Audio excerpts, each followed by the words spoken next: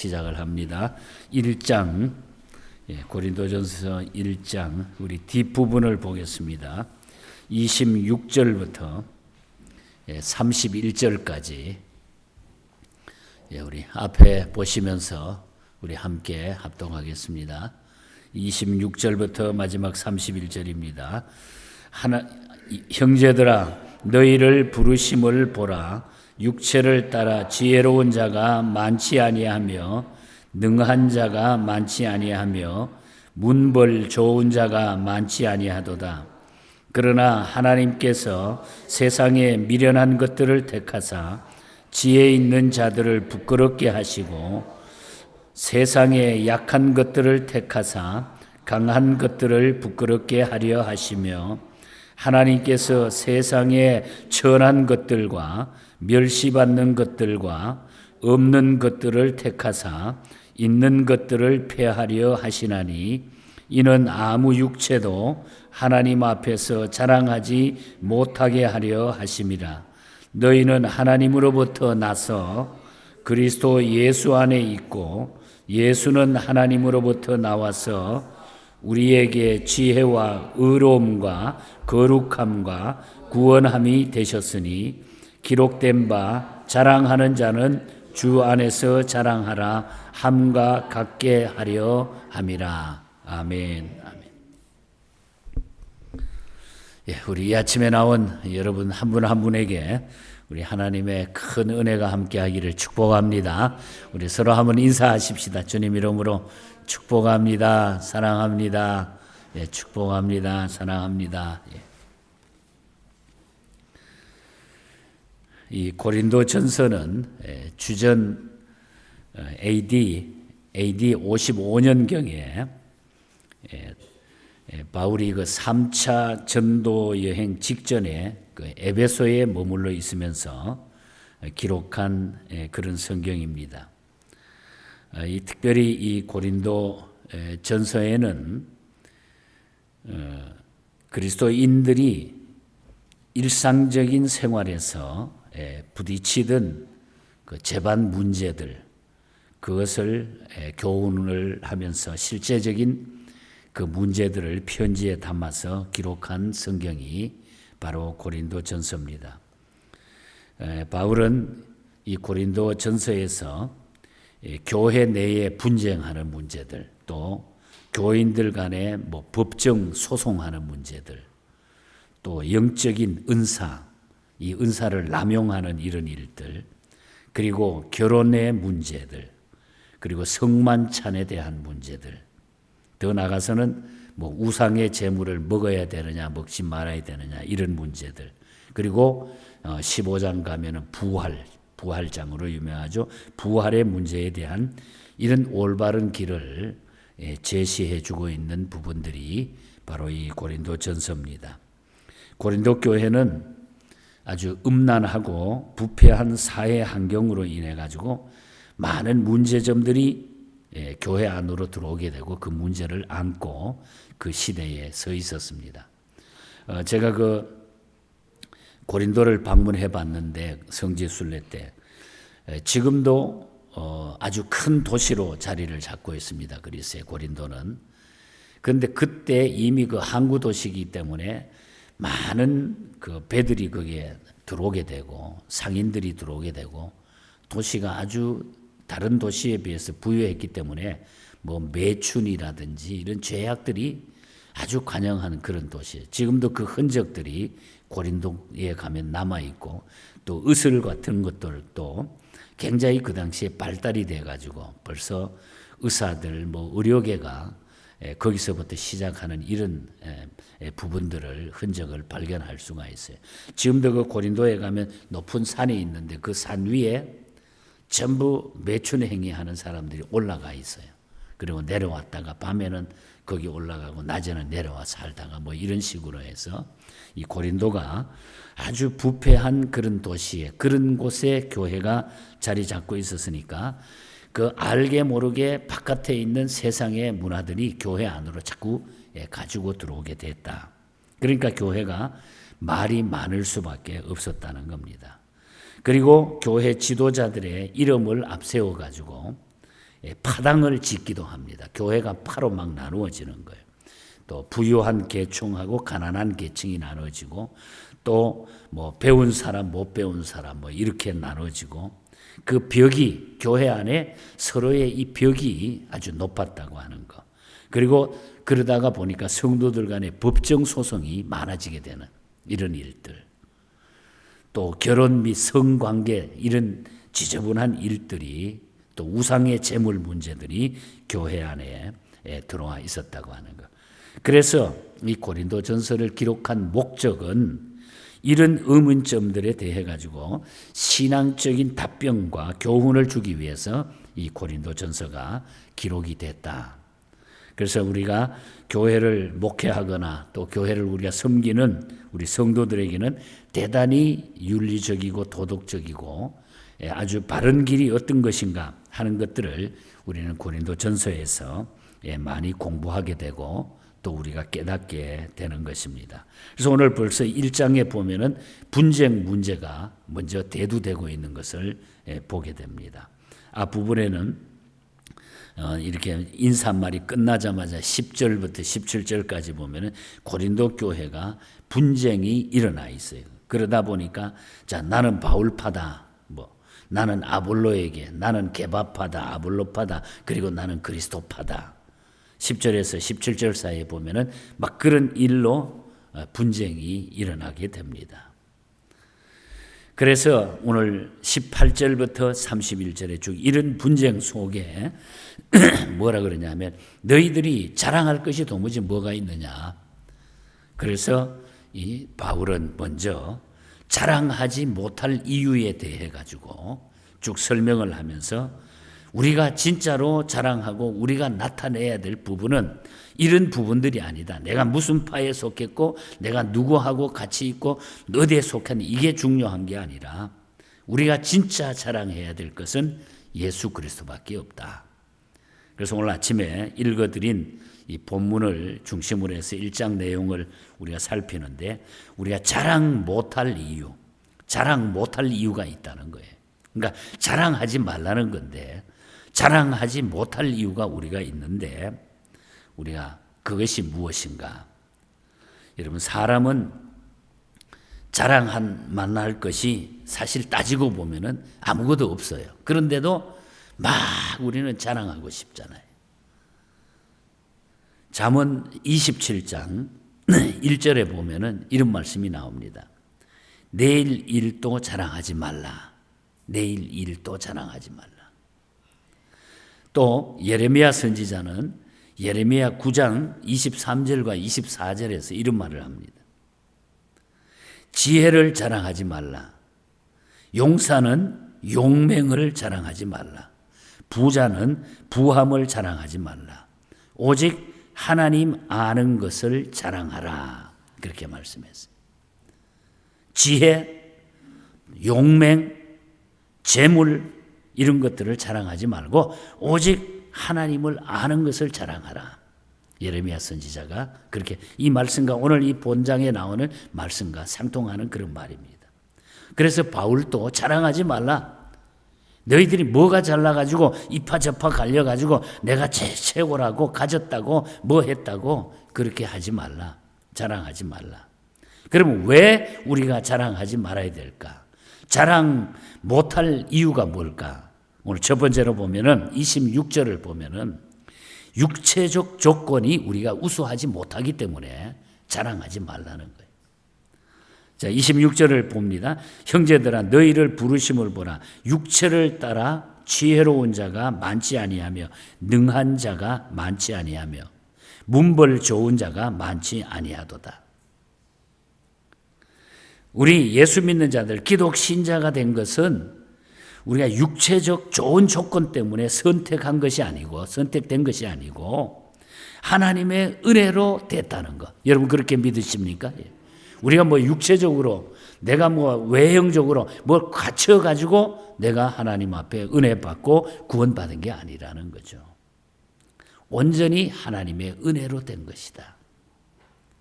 육체적으로 볼 때는 어느 한 부분도 자랑할 만할 것이 없다는 거예요.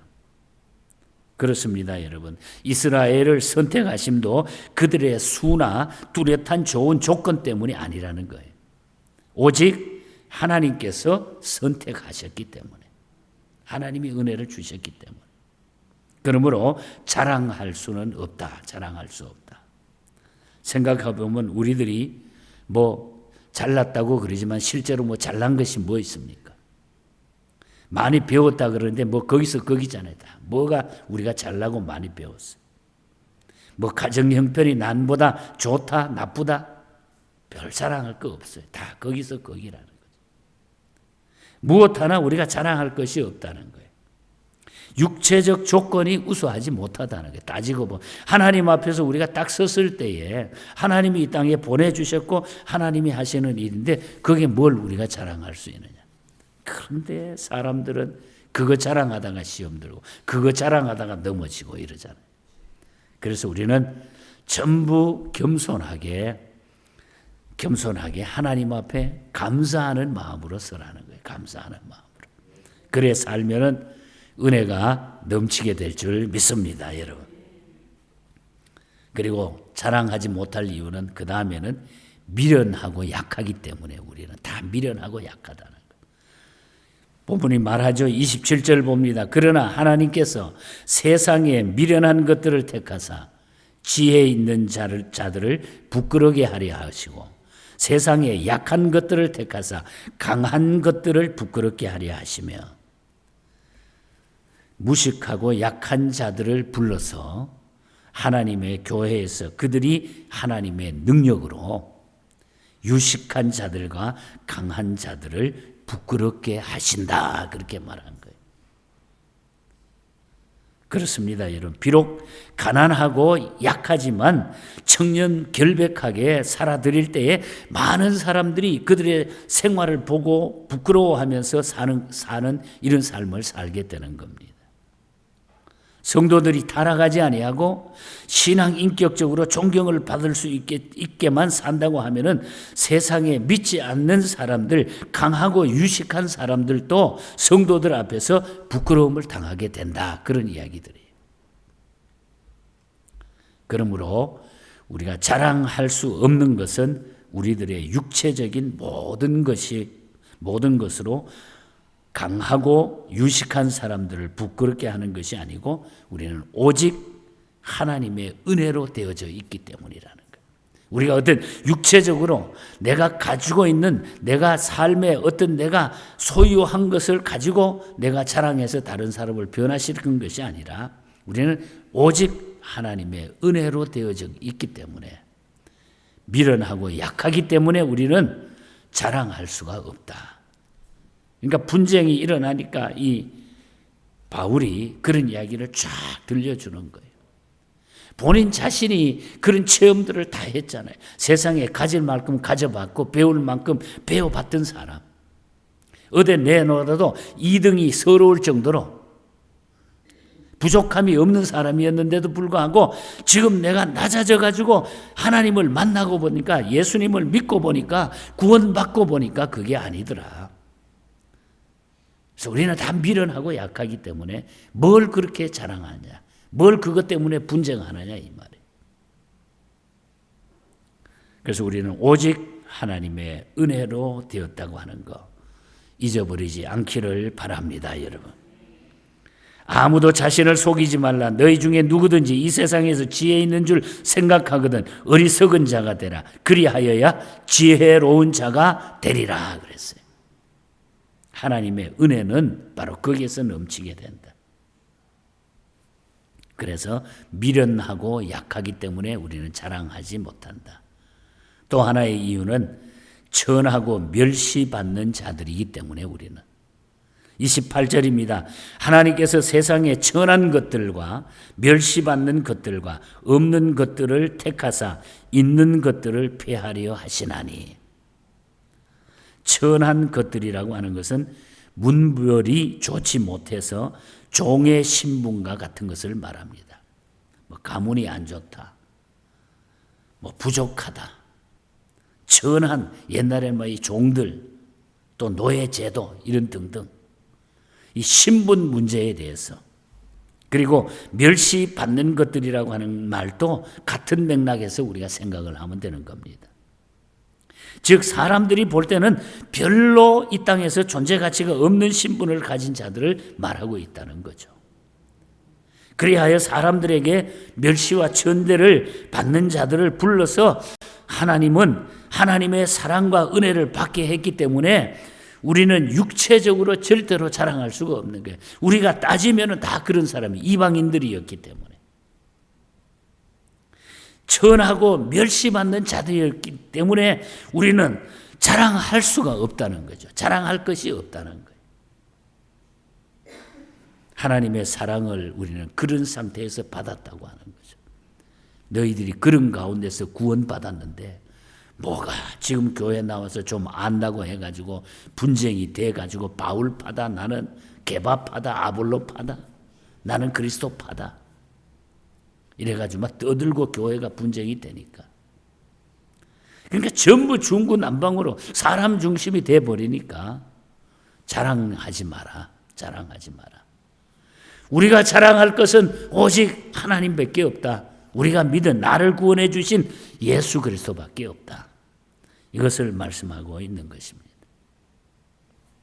29절에서 31절에 보면은 이제 결론이 되는 말씀입니다. 이는 아무 육체라도 하나님 앞에서 자랑하지 못하게 하려 하심이니라. 기록된 바 자랑하는 자는 주 안에서 자랑하라 함과 같게 하려 함이니라.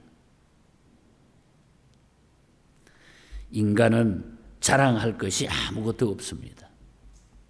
그러므로 하나님을 섬기는 것을 자랑하라는 거예요. 하나님을 섬기는 것 자랑하고 구원받은 것 자랑하고 그것이 우리의 삶이 될 때에 우리의 삶에는 풍성한 은혜와 능력이 임한다는 거죠. 로마서 1장 그 앞에 18절 말씀을 읽어드립니다. 십자가의 도가 멸망하는 자들에게는 미련한 것이요 구원받는 우리에게는 뭐라 그랬어요? 하나님의 능력이 됨이니라. 하나님의 능력이 됨이니라. 그래서 우리는 거듭난 하나님의 성도들은 예수 그리스도의 능력으로 우리는 그분을 자랑하면서 살아야 된다.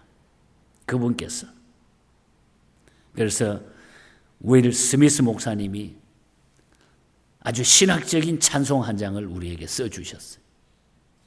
거듭난 성도들이 세상과 더불어 살아가면서 부딪히는 문제들이 있는데 이런 문제들을 어떻게 이겨나가는가? 자랑하지 말고 겸손하게 살아야 된다. 오늘 아침에 우리가 불렀던 332장 아주 신학적으로 너무너무 잘 표현된 그런 찬송입니다. 나 행한 것 죄뿐이니 주 예수께 비옵기는 나의 몸과 나의 마음을 깨끗하게 하옵소서. 우리가 4절 가사에 보면은 오늘 설교와 매치가 되죠. 못된 행실을 다 고치고 죄질 생각 다 버려도 주 앞에서 정결타고 자랑치는 못하리라. 물 가지고 날 씻든지 불 가지고 태우든지 내 안과 밖 다 닦으사 내 모든 죄 멸하소서.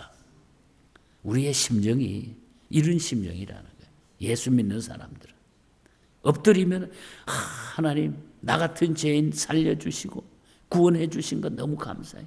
내가 이것을 몰랐는데 이걸 알고 나니까 너무너무 감사하고 감사해요. 내가 영원히 사는 이 놀라운 복을 받았는데 어찌 내가 그냥 있을 수 있습니까? 하나님 나 이거 자랑할 거예요. 나 이거 전할 거예요. 이것이 우리 신앙생활의 기초가 돼야 되고 능력으로 임해야 된다는 거죠. 성도 여러분, 우리가 예수 믿게 된 것, 내가 가장 좋은 것, 그걸 우리가 자랑해야 되죠. 그깟 것, 그냥 세상 것, 내가 조금 더 아는 것, 더 가진 것 가지고 교만하면 안 돼. 그래서 우리 성도의 교제는 늘 우리가 함께하는 교제, 서로 이해하고 함께하고 저 이야기하면 들어주고 그래 참 잘 됐습니다. 참 어떻게 하나님이 그렇게 해주셨습니까? 참 좋습니다. 이런 삶이 이 땅 위에서도 교회 안에 천국의 삶으로 이루어지게 될 줄 믿습니다. 여러분. 내 영혼이 은총 입어. 죄를 구원받고 보니까, 용서함 받고 보니까 그 어디나 천국이 되더라는 거죠. 그 어디나 천국이나. 그래서 우리는 오늘 아침에 우리가 자랑할 것이 아무도 없는데 하나님이 그 못난 나를 하나님이 구원해 주셔서 나 이거 자랑할 거야. 나 남은 생에 이거 자랑하며 살 거야. 그렇게 우리의 인생관이 딱 확고하게 쓰면은요, 여러분의 삶에 겁날 것도 없고 부족할 것도 없고 하나님이 다 함께 채워주시고 인도해 주시고 붙잡아 주실 줄 믿습니다. 여러분. 우리 이런 믿음으로 예언의 가족들 멋지게 좀 살아가십시다. 여러분. 하나님이 주시는 이 기쁨 감격을 멋지게 우리가 나눌 수 있는 이런 삶이 되기를 바랍니다. 그 어디나 천국이 될 수 있기를 축복합니다. 우리 반주해 주세요. 495장 우리 한번 찬송하고 기도하십니다. 내 영혼이 은총 입어. 495장 우리 찬송 부르고